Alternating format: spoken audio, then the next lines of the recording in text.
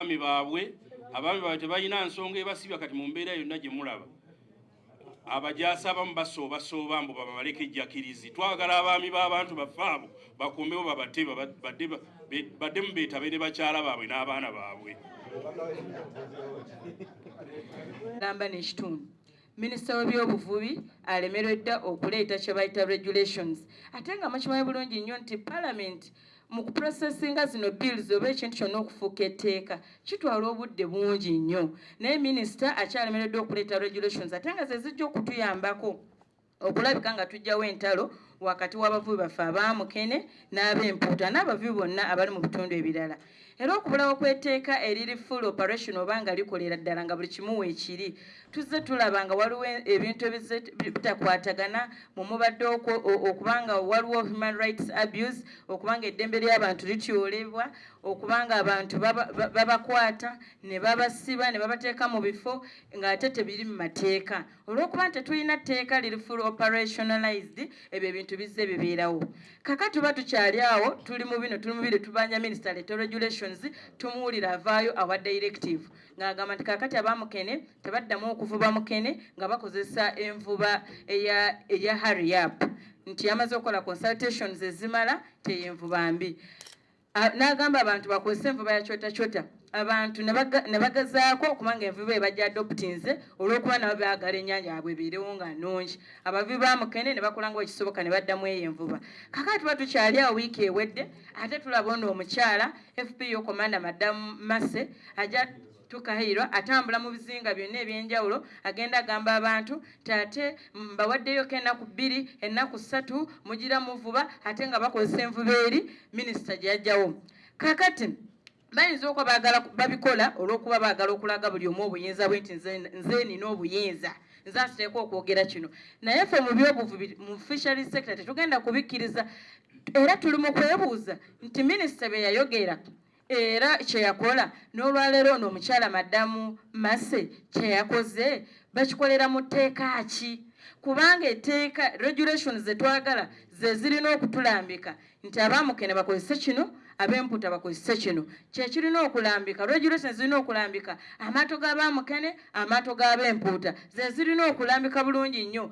Ebintu ebigenda okozesebwa manyala buli kimu ebirina okozesebwa mu buvubi. So twebuuza be boogera babyogerera mu tteeka ki? Ffe twagala kumanya minisita yakolesa tteeka ki n'ono omukyala bakozesa tteeka ki? Era nze njagala obbabuulira bannayuganda directive ya minisita terina makulu nfu yagyogera teri mu tteeka.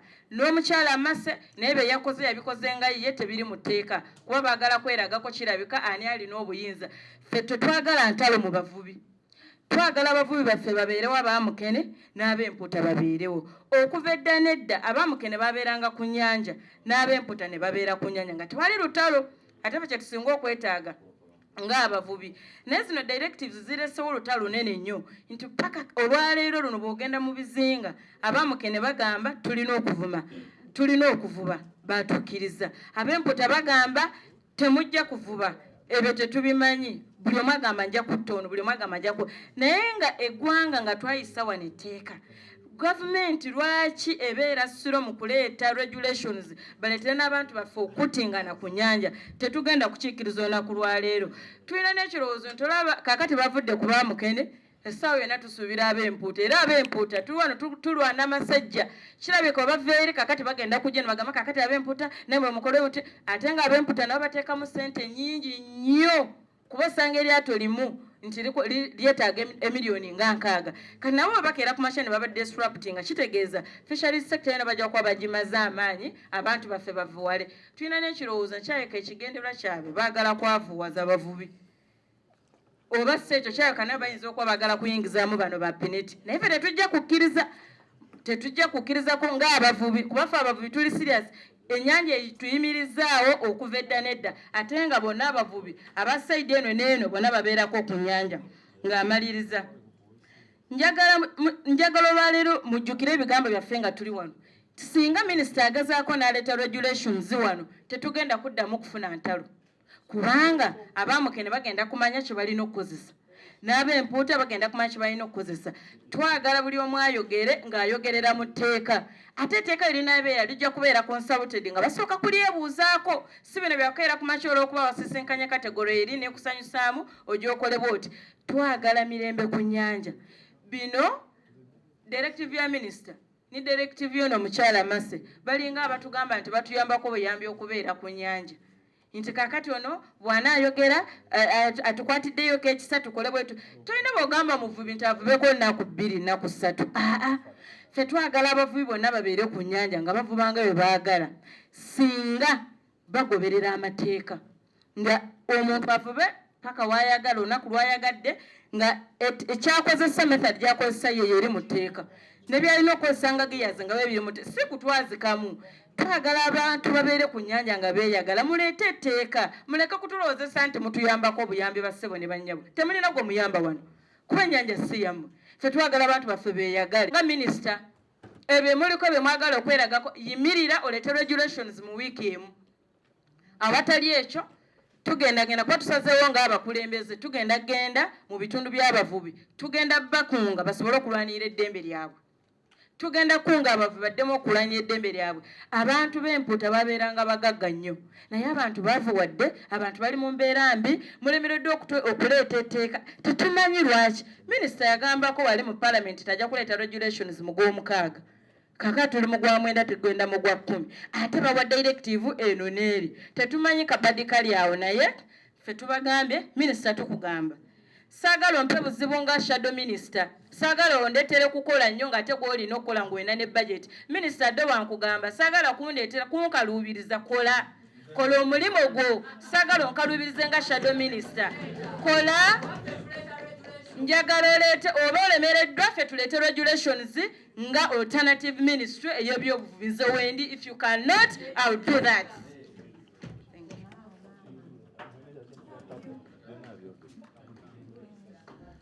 Njagala era n'abali ku nnyanja bonna baawambibwa, n'abatakimanyi nti baawambibwa bali mu buddu.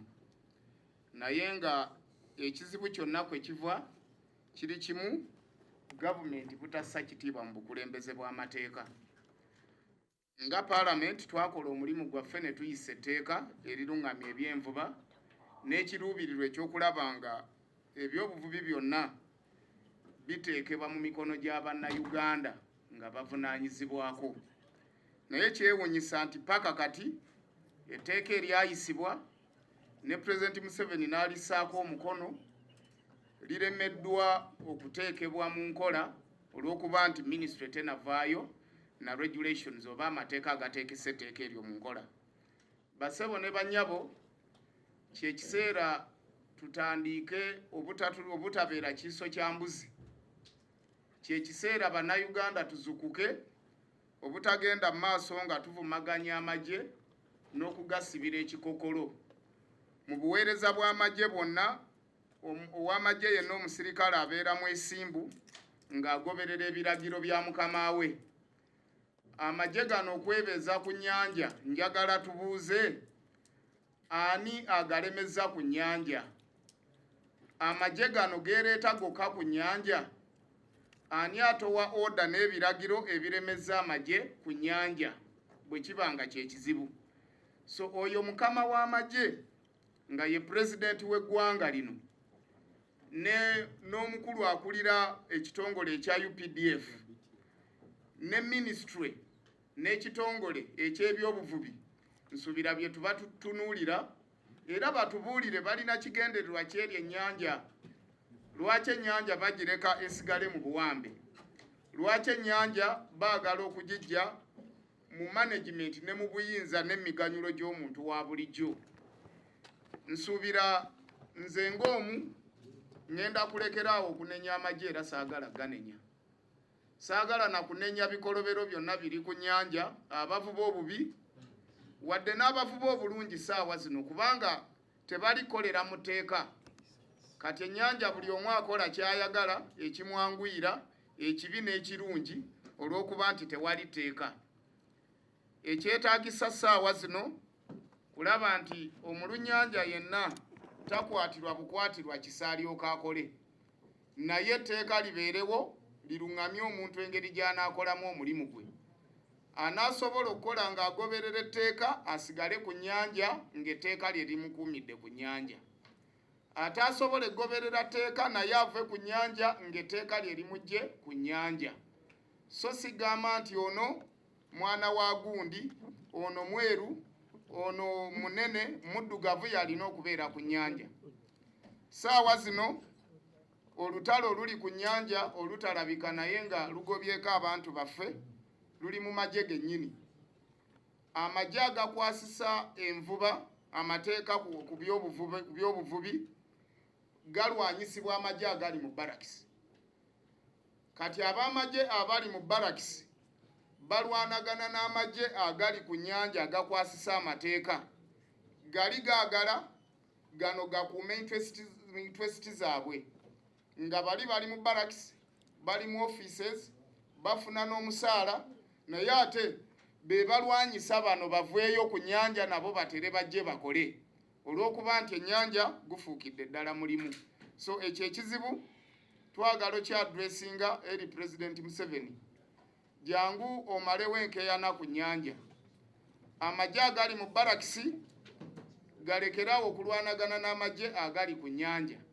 N'amagye agali ku nnyanja bw'oba osazeewo okuggyawo etteeka liveewo, tumanye nti kati amagye galina kukolera ku biragiro byo wabweru w'amateeka. Basebo ne bannyabo, njagala okubalekera ebibuuzo bisatu. Amagye gano ku nnyanja gajjako gatya? Tteeka ki eryagaleetako? Bwe liba etteeka teririiwo biragiro ki? Era ebiragiro ebyo byava waani? Byesigama mu tteeka ki? Ensonga ezo bwe ziba tezaanukuddwa, kitegeeza ku nnyanja kujja kusigalako ebizibu. Ki kye twagala? Etteeka lye twayisa mu Parliament lirimu ennyingo 125. Naye ffe twagalako ennyingo 3 zokka. Ministry twagala ennyingo 3 zokka z'oba oteekesa mu nkola. Ezisigadde 122 ezo muzitwale. Esatu zokka ze zigenda otuyamba. Ekisooka twagala section namba 9 ey'omu tteeka eryayisibwa eteekawo akakiiko akawa amagezi ekitongole eky'ebyobuvubi ng'era katuulwako omuntu yenna akolera emirimu ku nnyanja, kubanga ennyanja si y'abavubi bokka. Kuliko bino mbireke anti I'm getting now contradicting instructions. Section namba 9 eteekawo akakiiko akawika amagezi. Ministry mwerina okujja amagezi eteekesa amateeka gano mu nkola nga egaleese mu Parliament ne tugayisa. Era tulowooza nti akakiiko kano kamalayo buli muntu yenna akozesa ennyanja. Katuulako minisita w'ebyobuvubi, minisita w'ebyensimbi, ow'ebyentambula, ow'amazzi n'obutonde, ow'obusuubuzi, civil society organizations, bamemba aba processing ebyennyanja, abalunzi b'ebyennyanja, abavubi b'ebyennyanja, n'omukugu w'ebyobuvubi, Ssaabavubi. Tulaba nga abantu abo baleetebwa ku mmeeza emu basobola okuŋŋaanya amagezi ne bakonsultinga n'abantu ba bulijjo, ennyanja n'etereera. Akakiiko ako bukyanga tuteekawo etteeka lino nezi. Ate teyeebuuzangako na ku muvubi yenna. Twebuuza ebiragiro ebiteekebwa ku nnyanja birootebwa ddi era bijjibwawa ne bikanyugibwa ku nnyanja ng'akakiiko kano tekaliiwo. Ennyingo namba 12 ewa minisita obuyinza bwonna okujja ne regulations eziteekesa etteeka lino mu nkola. Twagala okumanya minisita ki ekikutiisa okuleeta regulations zino, kubanga n'abakugu batugamba regulations zaggwa. Naye ate regulations tetuziraba mu Parliament, mwazikweka wantu we tutamanyi. Mutubuulire we ziri, tusoobe mpola tuzijjeyo, tujja kuzireyinga ku Parliament tuzitunulemu. Bwe muba mwakola mbi tubayambeko okuzitereeza ziyisibwe, ennyanja esobole okutereera. Ennyingo namba 13 yevunaanyizibwa ku bantu abalina oba ebitongole ebirina okwasisa amateeka.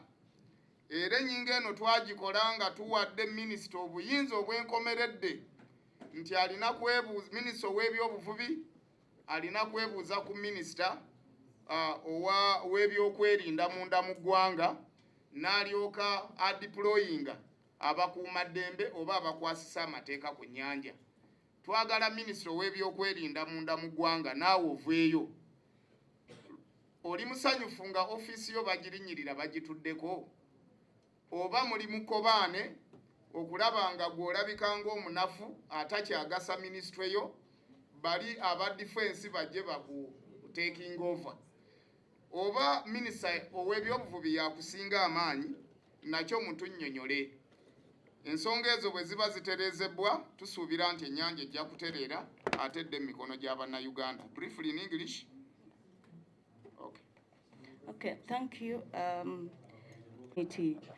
Different fishing communities to sensitize them and then to also find out exactly what is happening, because there is a lot of confusion and we need to take that confusion away. The Afande, Lieutenant Colonel Mercy, has been going around, but if you noticed, it has been political. She has politicized the entire exercise. She has taken along different people who are not even supposed to be there, and they have been giving a wrong message to the people. So we as members of parliament have decided to go to these fishing communities and relate the correct information to the people in the fishing communities. Then we also want to adopt, we want this government to adopt to the methods used by the Western countries. The World Bank has, I think it has given countries that are into fishing money to fight illegal fishing. But clearly Uganda does not want to fight illegal fishing. They still want their big fish or the big people in this country to do the illegal fishing, because it is them that are doing so. Where do these illegal fishing methods come from? They enter the country, and it is those big people who bring them in, and the people, the poor people we represent by them, they do the fishing and they are arrested and thrown into jail. So the World Bank has given the West African countries $170 million to fight illegal fishing, and there is $120 million in pipeline. And they are saying, those countries that want to fight illegal fishing, please come and get this money. Where is the minister in all of this? If you cannot do this, we, the alternative government, is ready to do this for the fishermen in Uganda. And finally, I call upon all members of parliament from the fishing communities to join us, and we go fight for our people in the fishing communities. I thank you. Tubaniriza nnyo ekwatagana ku communities ez'ebyobuvubi. Bw'otunuulira sekita eno ze zimu ku sekita ezisinga okubeeramu ensimbi, era singa eba ekwatiddwa bulungi ng'eggwanga tusobola ogifunamu essente empitirivu. Lake Victoria y'emu ku nnyanja y'oyinza okugamba freshwater body mu Africa esinga obunene, era ng'ebyennyanja bingi ebivaamu biri ku mutendera gwa nsi yonna okubeera ebyettunzi.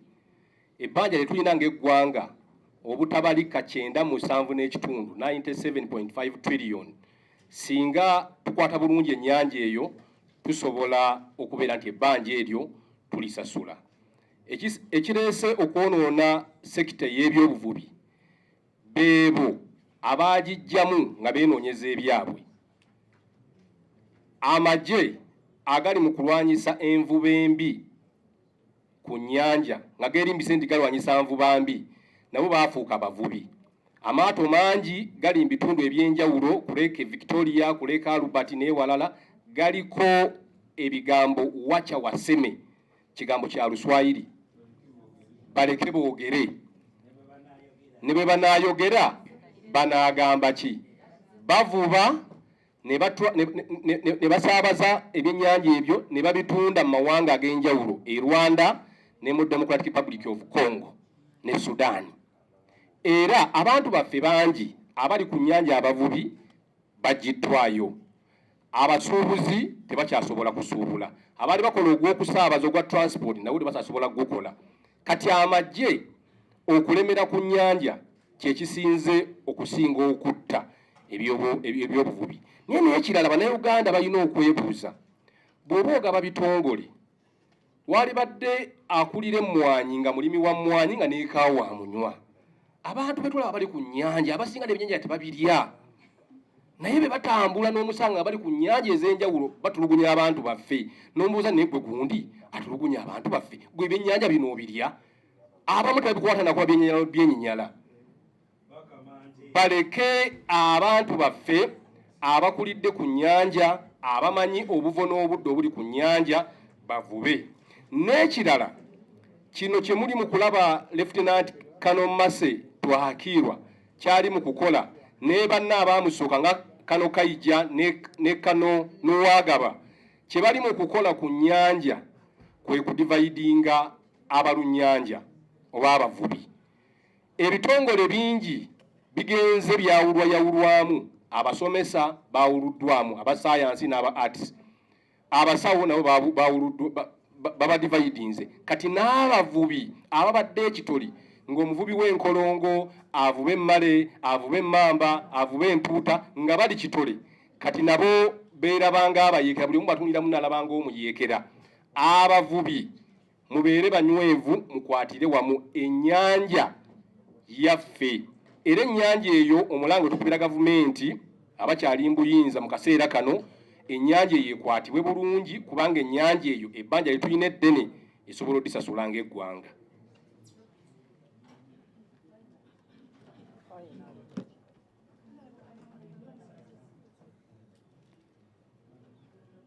Njagala okwebaza abaka ba paaliyamenti, aba paaliyamenti eno ey'okumi abaavaayo ne bakozesa obuvumu obw'ekika ekyawaggulu ne bayisa etteeka erifuumuula amagye ku mazzi.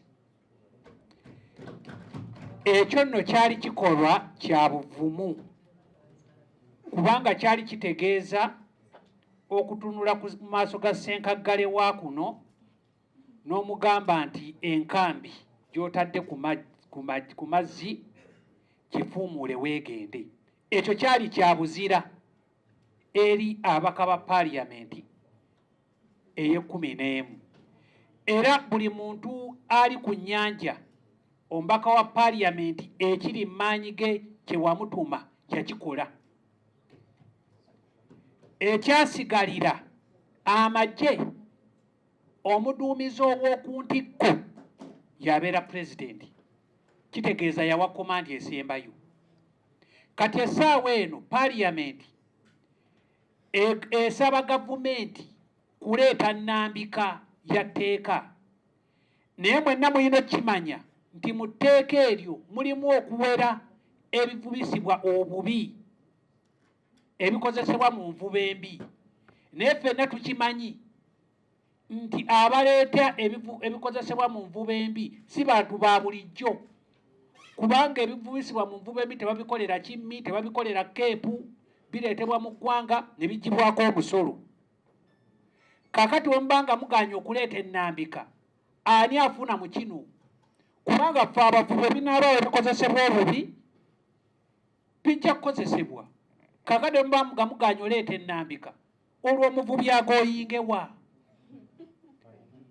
Ebyali ebibyo babikuseera. Osobola osanga enkejje nga bagisenerako ku mazzi ag'okufumba, okugifumba. Kyannaku nti abantu ababadde beeyagalira mazzi, omukyala ali ku ddaala eddene mu magye yavuddeyo n'abagamba nti mbawaddeko ennaku 2, nnaku 2 mufuneyo kafiizi mumale muddeyo mu buwambe. Ffe ababadde nga baavuba ebbanga lyonna, naye paaliyamenti eno tebaganye genda kukola mu nnaku ezo 2, lwabula tunaagamba nti mu nnaku 2 obuzibu bwaffe bwonna bunaaba buweddewo. Era saagala muntu aveeyo nti no kaakati mbadde ngenda bakkiriza, naye ababaka ba paaliyamenti baabaganye. Nedda, nnyoko waaba si yali mudya toboola mmere. nezo ennaku 2 mugende muzivube naye tusaba tetukoma ku nnaku 2 batulambike bulambisi. Kyenjagala okusembyayo, bw'ogenda mu bitundu byonna bibeerako ennono n'obulombolombo bibirambika. Ffe wano tuyina ebizinga nga tebigendako na bakazi. Ng'ebizinga tebigendako na bakazi nga Luwero. Kakati mukyala Kano, Lieutenant Kano, tujja musaba nti wano ennyanja tekulemberwa mukazi.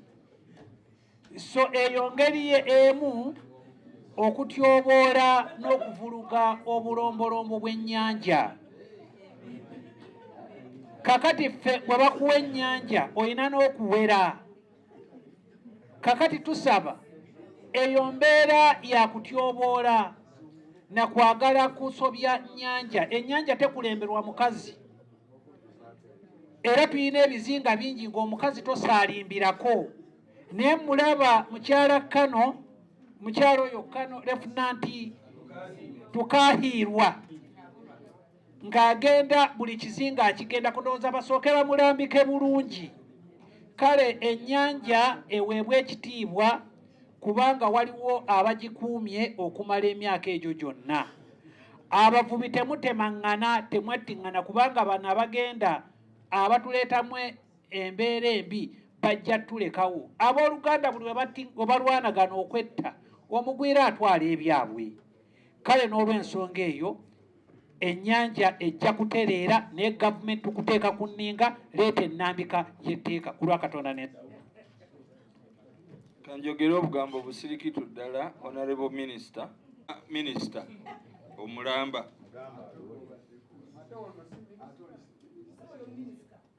ng'ambo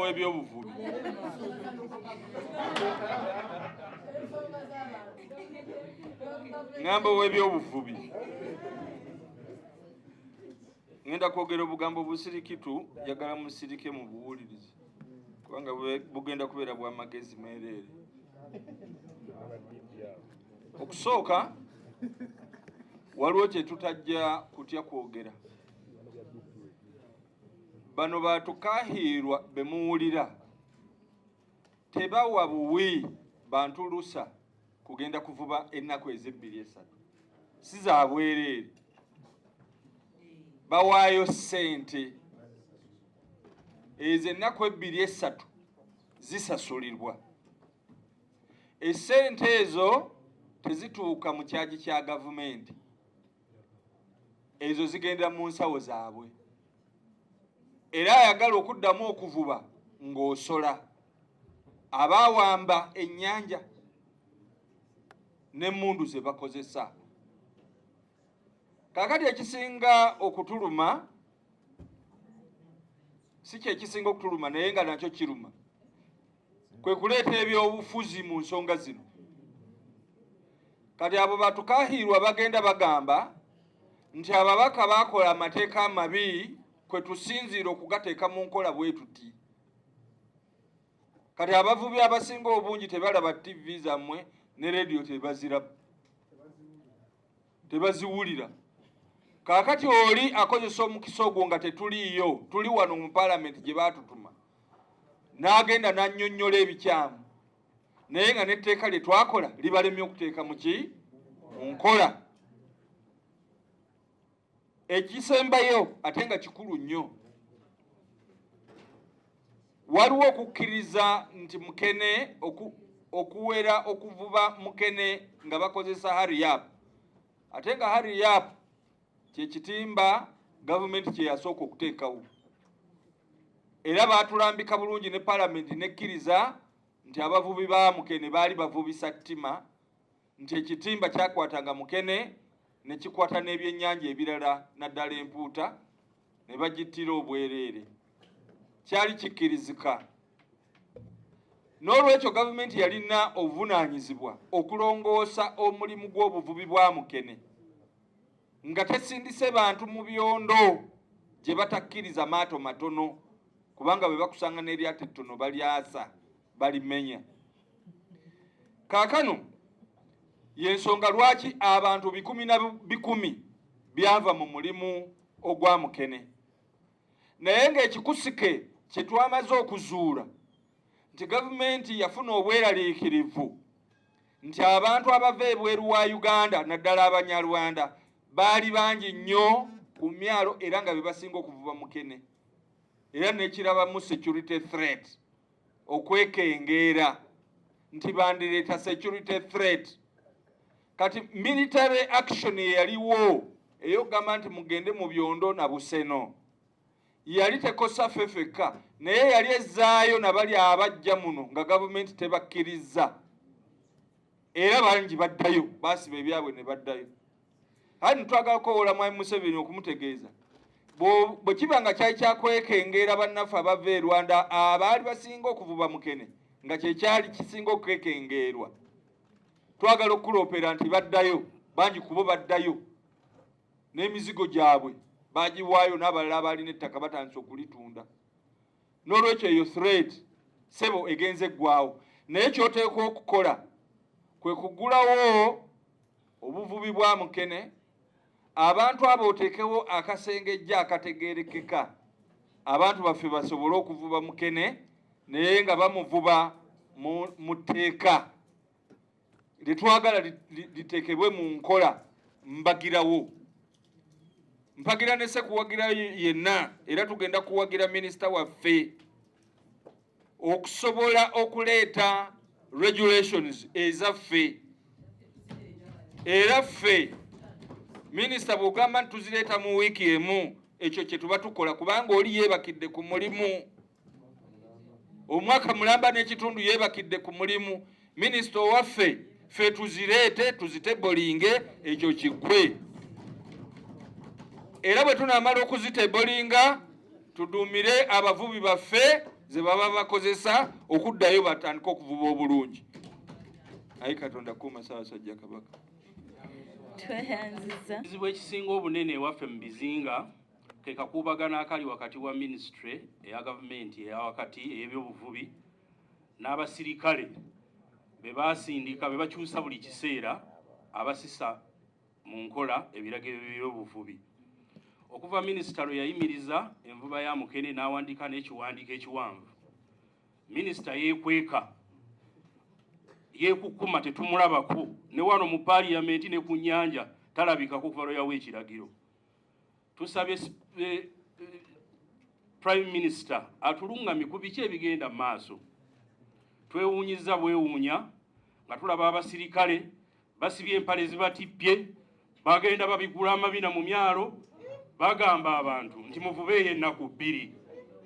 Muwulirize bakulu, obuzibu bw'ekyo tetumanyi. Bwe banajjayo abakozi baffe abavubi baffe ne bajjayo ebikola nti minisita yabagaana kwata nga babaggalira. Nti ate ennaku 2 zitandika ddi ziggwako ddi. Twagala okulambulula bulungi omulimu gwaffe ffe abamu ku ffe e Kampala tujjayo buzi kusuubula naye tuli bavubi.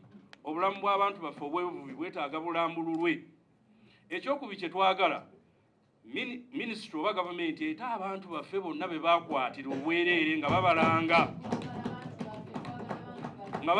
mbu baali bavuba, minisita n'akiwera, ate omusirikale akolera wansi wa minisitule endala n'ajja n'abikkiriza. Abo baakwata baaki? Oba tebannawozesebwa oba baawozesebwa bayimbulwe, kubanga akavuyo akali mu minisitule n'abamagye be basindika mu nnyanja kyekizibu.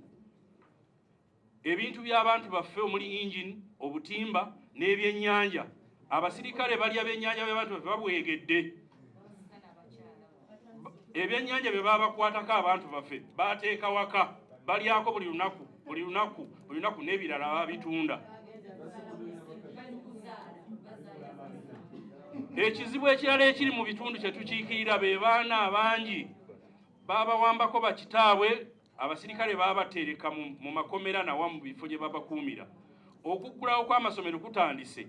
Buli memba wa parliament yenna gwe mulaba wano akiikirira amazzi, abantu bamutuukako abaana tebasobola kusoma. Tuyambe. Gavumenti eyagala ffe tukola ki ababaka ba parliament abava mu nnyanja?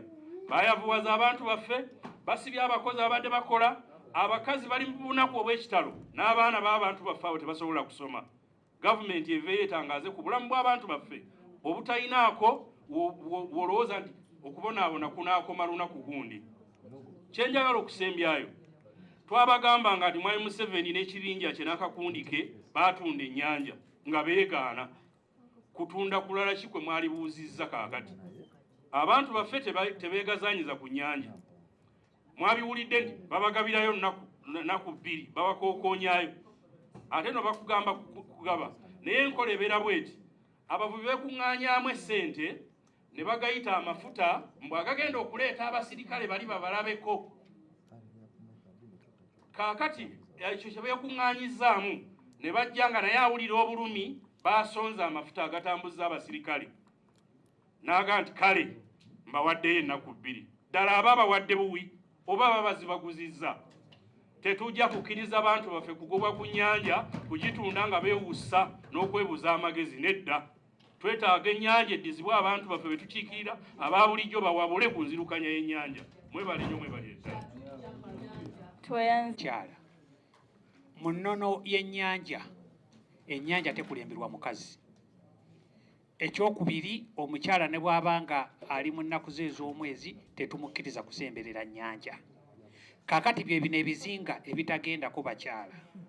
Waliwo Luweero, Lambu, Linzira n'ebirala bingi nnyo ng'omukyala talina kulinnyayo oba ennono n'obulombolombo bw'ennyanja.